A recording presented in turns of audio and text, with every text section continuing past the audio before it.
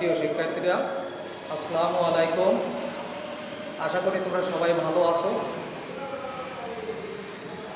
এই করোনা মহামারীর ভিতর দিয়ে ঘরে বসে বসে তোমাদের অনলাইনের ক্লাসগুলো দেখতে হচ্ছে। যাই হোক, তোমরা বসে মোটামুটি যে ক্লাসগুলো হচ্ছে সেই ক্লাসগুলোর সব দেখার চেষ্টা করবে। আশা করি আজকের তোমাদের সম্মুখে একটি মজার কবিতা উপস্থাপন করব। কবিতাটির নাম হলো জুতো আবিষ্কার। দেখো, কবিতাটির নাম হলো জুতো আবিষ্কার, লিখেছেন রবীন্দ্রনাথ ঠাকুর। এইবার আমরা কবি সম্পর্কে দু একটা কথা জেনে নিই। কবির জন্ম 25শে বৈশাখ 1268 সাল। কবি কলকাতার জোড়াসাঁকো ঠাকুর পরিবারে জন্মগ্রহণ করেন। তার পিতার নাম মহর্ষি দেবেন্দ্রনাথ ঠাকুর এবং পিতামহের নাম প্রিন্স দ্বারকানাথ ঠাকুর। এখানে আরো কিছু কথা বলা হয়েছে। কবি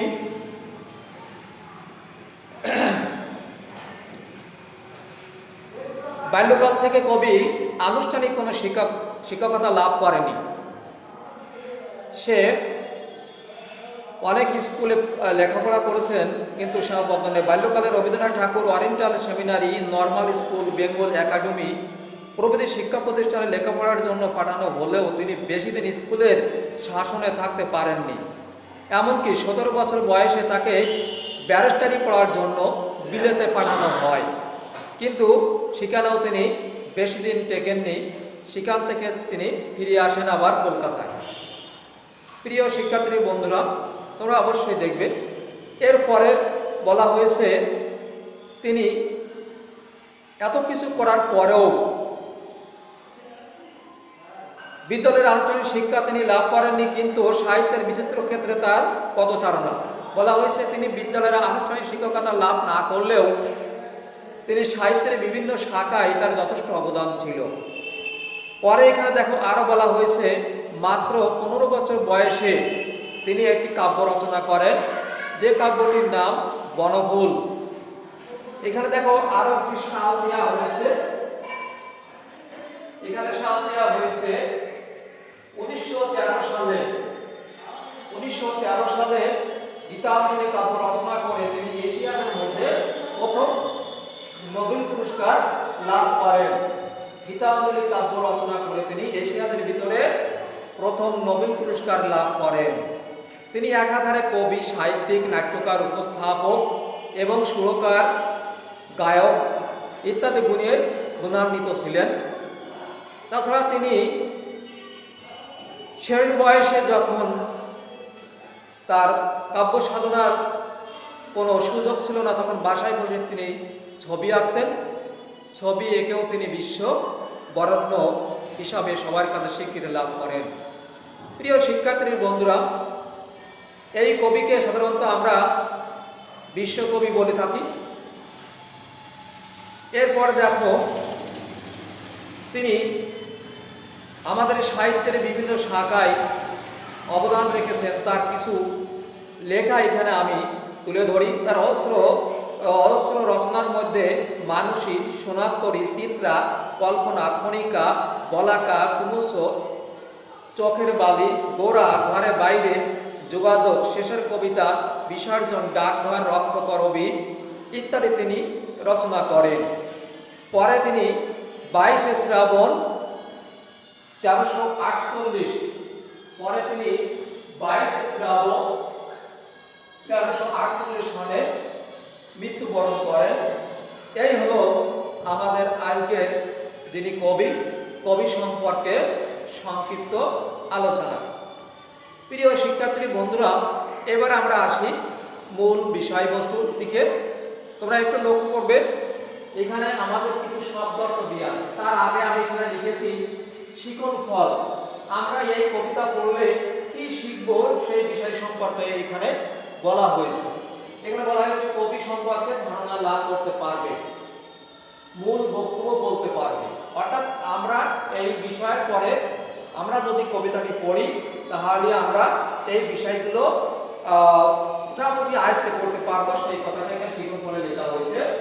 এর আগে আমরা কিছু শব্দার্থ জেনে নিই। দেখো এখানে আমি কিছু শব্দার্থের কথা বলেছি। শব্দার্থ প্রথমে এখানে আছে চরম, চরম মানে পা, প্রতিকার, প্রতিকার মানে সমাধান, পিপে মানে ধান বা ঢোলের মতো আকৃতি বিশিষ্ট কাঠের তৈরি এক ধরনের পাত্র। পরে বলা হয়েছে পা, পাট মানে দাদা, মহি মানে পৃথিবী। আর এখানে অনেকগুলো শব্দ অর্থ আছে। তোমরা এই শব্দ অর্থগুলো, যে শব্দ অর্থের কথা আমি বললাম, এই শব্দ অর্থগুলো তোমরা অবশ্যই বাসায় বসে বসে দেখবে। এখানে দেখো আরো কিছু শব্দ আছে, যেমন কিস্তি, কিস্তি মানে নৌকা বা জাহাজ। পরে নিচে দেওয়া আছে মহিমান পৃথিবী। রন্ধ্র, রন্ধ্র মানে ছিদ্র বা ফুটো। চামার মানে চর্মকার। যোগ্য মত, যোগ্য মত মানে উপযুক্ত। কুলপতি মানে বংশের প্রধান, কুল শ্রেষ্ঠ। পরিশেষে এখানে দেখো আজকের যে কবিতাটি আলোচনা করছি, এই জুতা আবিষ্কার কবিতাটি নেওয়া হয়েছে তার কল্পনা কাব্যগ্রন্থ থেকে, কল্পনা কাব্যগ্রন্থ থেকে নেওয়া হয়েছে, সেই কথাটি এখানে তুলে ধরা হয়েছে। তবে আজকের এবার আমরা আসল যে বিষয়টা, সেই বিষয় নিয়ে আলোচনা করব। এখানে আমাদের আজকের বিষয় হচ্ছে কিভাবে আমাদের জুতা আবিষ্কার করব। কবি অত্যন্ত আনন্দ ঘন ভাষা দিয়ে এবং অত্যন্ত সহজ সরল ভাষা দিয়ে আমাদেরকে এই গল্পটি অর্থাৎ কবিতাটি বুঝিয়েছেন বা লিখেছেন। আমরা একটুখানি পড়ি। এখানে দেখো আমি প্রথম স্তবকটা পড়ি। কহিলা হবু শোনগ গবু রায়, কালিকে আমি ভেবেছি সারা রাত্র, মলিন ধুলা লাগবে কেন পাই, ধরণী মাঝে চরণ ফেলা মাত্র। তোমরা শুধু বেতন লও বাটি, রাজার কাছে কিছুই নাহি দৃষ্টি, আমার মাটি লাগায় মোরে মাটি, রাজ্যে মোর একই এ অনা সৃষ্টি, শীঘ্র এর করিবে প্রতিকার, নইলে কারো রক্ষা নাহি আর। এখানে দুইটা ব্যক্তির প্রাধান্য রয়েছে। একজন হচ্ছে রাজা, আর একজন হচ্ছে মন্ত্রী। রাজা হচ্ছে হবুচন্দ্র আর গবুচন্দ্র হচ্ছে মন্ত্রী। এখানে এই কথাটা তোমরা অবশ্যই মনে রাখবে, কে রাজা এবং কে মন্ত্রী। তো এখানে প্রথমে বলা হয়েছে রাজা মন্ত্রীকে ডেকে বলতেছে যে কেন আমার পায়ে ধুলা লাগবে, যেভাবে পারো আমার পা থেকে ধুলা যাতে না লাগে, পায়ে যাতে ধুলা না লাগে তার ব্যবস্থা করো। পরে দেখো এখানে শুনিয়া গবু ভাবিয়া হলো গুণ, দারুণ ত্রাসে ঘর্ম বহে গাত্রে, পণ্ডিতের হইল মুখ সুর, পাত্রদের নিদ্রা নাহি রাত্রে, রান্নাঘরে নাহিক চড়ে হাড়ি, কান্নাকারি পড়িল বাড়ি মধ্যে, অস্পজলে ভাসাইয়া পাকা দাড়ি, কহিল গবু গবুর পাদ পদ্মে, যদি না ধুলা লাগিবে তব পায়ে, পায়ের ধুলা পাইব কি উপায়। রাজা যখন অত্যন্ত কঠোর ভাষায় মন্ত্রীকে ডেকে বলল আমার পায়ে যেন কোনো প্রকারের ধুলা না লাগে, তখন আর যদি এই ধুলা না দূর করতে পারো তাহলে তোমাদের যে বেতন দেওয়া হয় ওই বেতন আমি বন্ধ করে দেব। তোমরা সবাই আমার কাছ থেকে বেতন নিয়ে তোমরা সংসার চালাও। এইবার এই কথা যখন গবু মন্ত্রী শুনল তখন কি হলো, মাথায় যেন তার বাজ ভেঙে পড়ল। সে বাড়িতে যে এই ঘটনাটা তার পরিবারকে বলল এবং মনে মনে স্থির করলো বা বলল, ভাবলো আজ যদি এই পরামর্শ রাজাকে না দিতে পারি, পায়ের ধুলা যদি দূর না করতে পারি, তাহলে কি হবে, আমাদের আর খাওয়া হবে হবে না, অর্থাৎ রাজা আমাদেরকে বেতন দেবে না, তখন কি হবে, আমাদের হাড়ি শিকায় উঠবে। এই কথা ভেবে সে অত্যন্ত মর্মাহত হয়ে পড়ল। তখন এক বুদ্ধি খাড়া করলো, রাজার সঙ্গে পায়চারি করার জন্য এক বুদ্ধি খাড়া করলো যে রাজা মশাই, আপনার পায়ের ধুলা নিয়ে প্রজারা আশীর্বাদ হিসেবে মনে করে, আপনার পায়ের ধুলা মানে প্রজারা আশীর্বাদ মনে করে, আর সেই পায়ে যদি জুতা পরে থাকেন তাহলে প্রজারা ধুলা পাবে কোথায়? মন্ত্রী পাকা লোক তো, সে কি করলো, এই বুদ্ধি খাড়া করলো। পরে দেখো কি হলো, শুনিয়া রাজা ভাবিল দুলি দুলি, কহিল শেষে কথাটা বটে সত্য, কিন্তু আগে বিদায় করো ধুলি, ভাবিও পরে পদধূলির তথ্য, ধুলা হবে না পেলে পদধূলা, তোমরা সবে মাহিনা কাও মিথ্যে, কেন বা তবে কুশিনু এত দুলা, উপাধি ধরা বৈজ্ঞানিক বৃত্তে। কবি জিজ্ঞাসা করতেছে, তুমি যে কথাটা বলেছো এই কথাটা ঠিক মন্ত্রী মহাশয়, কিন্তু আগে তো পায়ের ধুলা দূর করো, ধুলা বন্ধ করো, তারপরে যে যা করতে হয় পরে সেটা করা যাবে।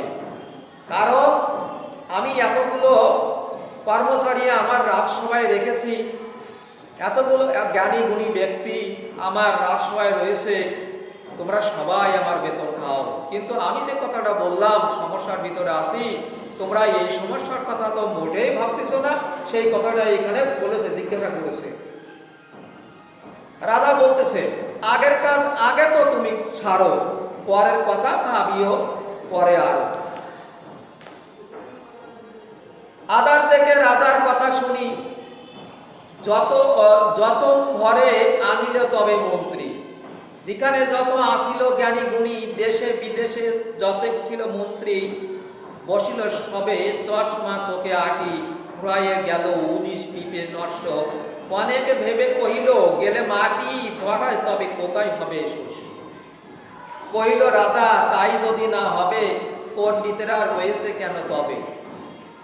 তার এই যুক্তি যখন খাড়া করলো এবং রাজা কঠোরভাবে বলল আগে পায়ের ধুলা দূর করো, তখন মন্ত্রী কি করলো, দেশ বিদেশ থেকে জ্ঞানী গুণী সব ডেকে এনে পরামর্শ বসলেন। এমনকি এখানে দেখো, এই কথাটা তোমরা অবশ্যই দেখিয়ে দেবে, এখানে প্রশ্ন আছে, পুরোয় গেল 19 পিপে নস্য, অর্থাৎ কত পিপে নস্যি পুরোয় গেল, তোমরা এই জিনিসটি অবশ্যই মনে রাখবে ক নম্বর প্রশ্নের জন্য। পরে এখানে বলেছে অনেকে ভেবে কহিল গেলে মাটি ধরায় তবে, অনেকে আবার যুক্তি খাড়া করলো। আমরা তো যুক্তিতে পঞ্চমুখ, রাজার এই কথার পরিপ্রেক্ষিতে এখানে কি যুক্তি খাড়া করা হলো, বলল যে যদি পৃথিবীতে ধুলা না থাকে, মাটি না থাকে, তাহলে শস্য জন্মাবে কোথা থেকে। পরে দেখো এখানে কি বলেছে, সকলে মিলে যুক্তি করি শেষে কিনিল ঝাঁটা 17.5 লক্ষ, ঝাঁটের চোটে পথের ধুলা এসে ভরিয়া দিল রাজার মুখ বক্ষ, ধুলায় কেউ মেলিতে পারে না চোখ, ধুলার মেঘে পড়িল ঢাকা সূর্য, ধুলার বেগে কাশিয়া মরে লোক, ধুলার মাঝে নগর হলো উচ্চ, কহিল রাজা করিতে ধুলা দূর, জগৎ হলো ধুলায় ভরপুর। কি হলো, তখন রাজার মন্ত্রী যখন এই কথা বলল এবং রাজা আদেশ দিল, তখন সে দেশ বিদেশের সমস্ত লোক এক জায়গায় করে সে কিছু কিনলো ঝাঁটা 17.5 লক্ষ। প্রিয় শিক্ষার্থীর বন্ধুরা, তোমরা এই লাইনটা দেখে নাও, অর্থাৎ এইখান থেকেও তোমাদের ক নম্বরের প্রশ্নের উত্তর হতে পারে, তোমরা এই লাইনটা দেখে নাও। এখানে বলা হয়েছে 17.5 লক্ষ ঝাঁটা কিনা হলো, এই ঝাঁটা দিয়ে কি হবে, ধুলি দূর করা হবে। আর যখনই এই কাজ শুরু হলো, তখন রাজ্যময় ধুলার ঝাড় দেওয়ার পরে অন্ধকার হয়ে গেল, মানুষ সর্দি কাশিতে একেবারে নাঝাল হয়ে গেল। তাই এখানে বলা হয়েছে কহিল রাজা করিতে ধুলা দূর, জগৎ হলো ধুলায় ভরপুর। রাজা এবার বুঝতে পেরেছে যে ঝাঁটা দিয়ে ধুলা দূর করা যাবে না। পরে দেখো, তখন বেগে ছুটিল ঝাঁকে ঝাঁক, মশক কাফে 21 লাখ ভিস্তি। কত লাখ ভিস্তি? ক নম্বরের প্রশ্নের উত্তর হতে পারে, তোমরা এটাও দেখে নিতে পারো। পুকুরে বিলে রহিল শুধু পাক, পাক মানে কাদা, নদীর জলে নাহিক চলে কিস্তি, জলের জীব মরিল জল বিনা, ডাঙার প্রাণী সাঁতার পরে চেষ্টা, পাকের তলে মজিল বেচা কিনা, সর্দি জ্বরে উজাড় হলো দেশটা, কহিল রাজা এমনি সব গাধা, ধোলারে মারি করিয়া দিল কাটা।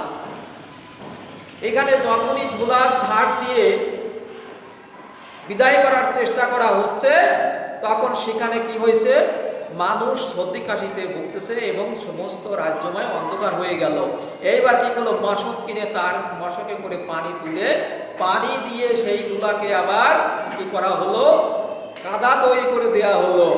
এদিকে কি হয়েছে, বিল খালে কোনো জায়গায় আর পানি নেই, তখন ডাঙ্গায় বিলের মানে পুকুরের মাছ, খালের মাছ, যেখানে খালের যে সমস্ত প্রাণী পানিতে থাকে সেগুলো সব ডাঙ্গায় ছটফট করতেছে পানি হয়, আর সমস্ত রাজ্যময় কাদা হয়ে গেল।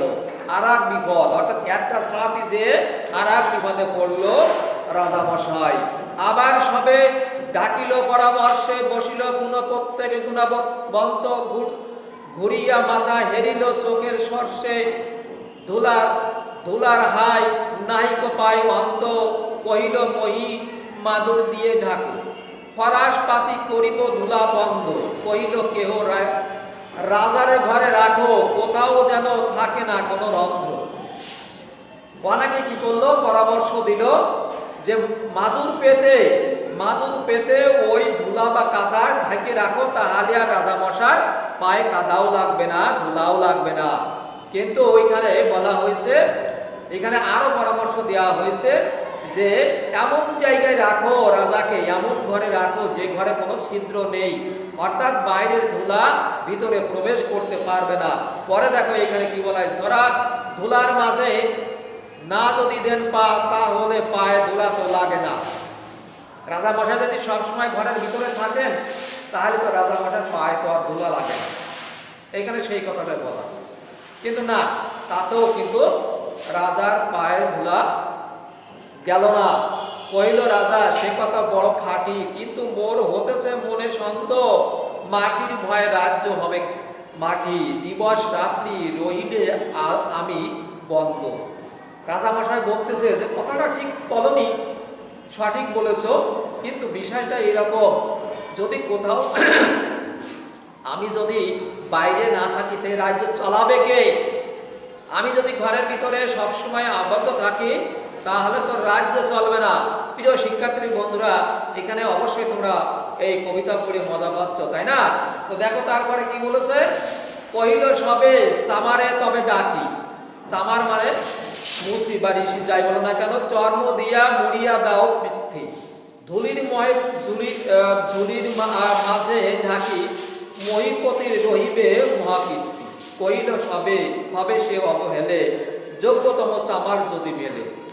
রাজামশাই তখন মন্ত্রীকে ডেকে বলতেছে, মন্ত্রী মশাই আপনি চর্মকারকে ডেকে নিয়ে আসেন, চর্মকার এসে যদি আমার পা দুখানা মানে চামড়া দিয়ে মুড়িয়ে দেয় তাহলে আমার পায়ে হয়তো ধুলা নাও লাগতে পারে।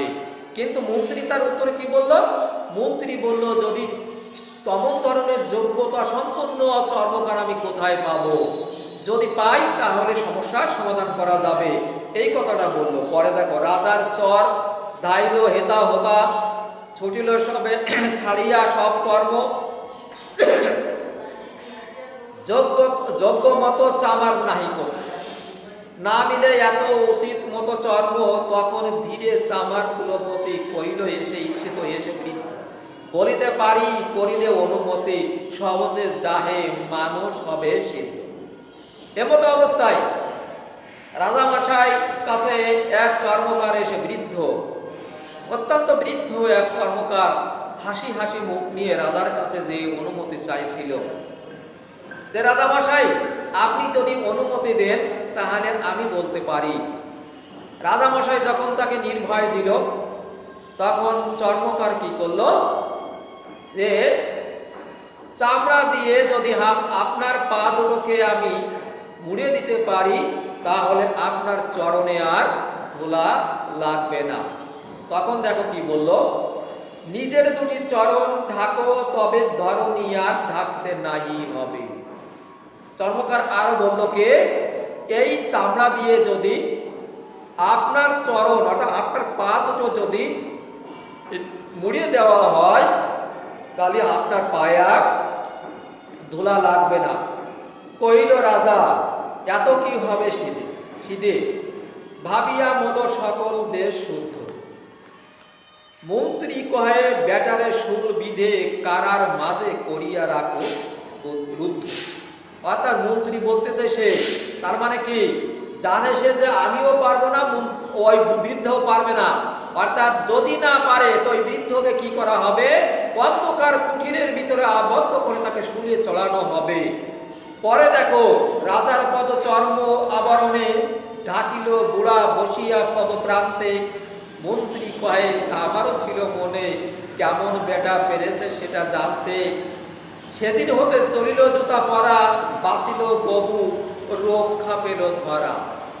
বোঝা গেল সেই বৃদ্ধ চর্মকার যাকে মন্ত্রী অবহেলা করলো, বিভিন্ন ভাবে তাকে ভয় ভীতি দেখানো হলো, সেই বৃদ্ধ চর্মকার রাজার পদপ্রান্তে বসে কি করলো, সেই চর্ম দিয়ে রাজার পা দুটা কি করলো, মুড়িয়ে দিল। তখন রাজার পায়ে আর ধুলা লাগলো না বা লাগবে না, এই আশ্বস্ত হয়েছিল রাজা। দেখো পরে ওইখানে মন্ত্রী বলতেছে যে এই জিনিসটা তো আমার জানা ছিল, কিন্তু এই বেটা কোন জায়গা থেকে জানলো, কি করে জানলো, এই কথাই বললো। তাই এখানে শেষ পরে বলা হয়েছে, দেখো প্রিয় শিক্ষার্থীরা, সেদিন হতে চলিল জুতা পরা, বাঁচিল গবু, রক্ষা পেল ধরা। সেই থেকে আমাদের কি হলো, আমাদের জুতা আবিষ্কার হলো এবং রাজার পায়ের ধুলা আর রইল না। সেই বৃদ্ধ চর্মকার সেই ধুলা দূর করে দিল। প্রিয় শিক্ষার্থী বন্ধুরা, কবিতাটা অনেক বড়, তোমরা পারলে বাসায় বসে বসে আরো দেখবে, বারবার করে দেখবে, এবং আমি যে প্রশ্নগুলো তোমাদেরকে বললাম এই প্রশ্নগুলো তোমরা অবশ্যই বাড়িতে বাসায় বসে বসে মনে রাখার চেষ্টা করবে। এবার আমি তোমাদের বাড়ির কাজ দেব।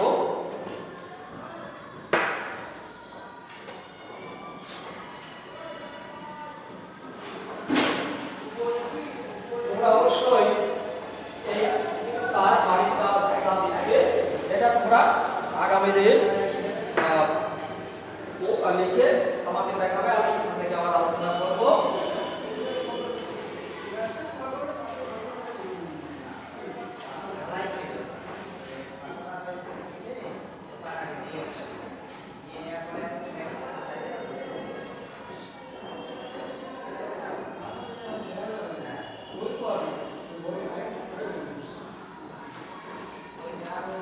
জুতা আবিষ্কার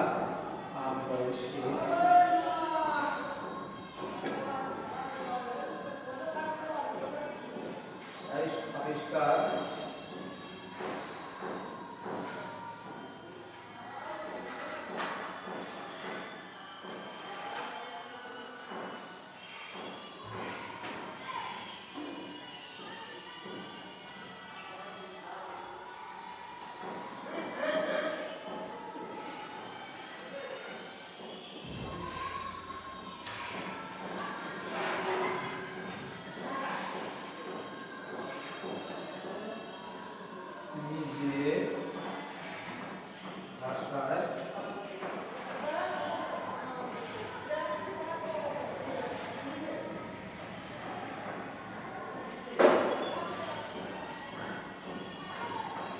লেখো।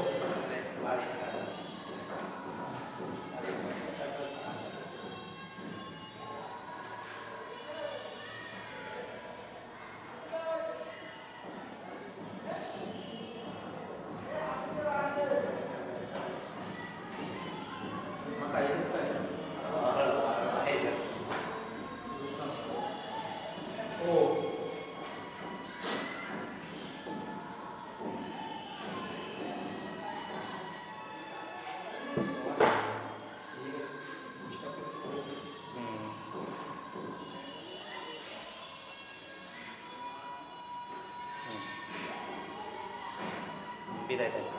প্রিয় শিক্ষার্থী বন্ধুরা, আজকে এই পর্যন্ত। সকলে আশা করি সবাই ভালো থাকবে, আগামী দিন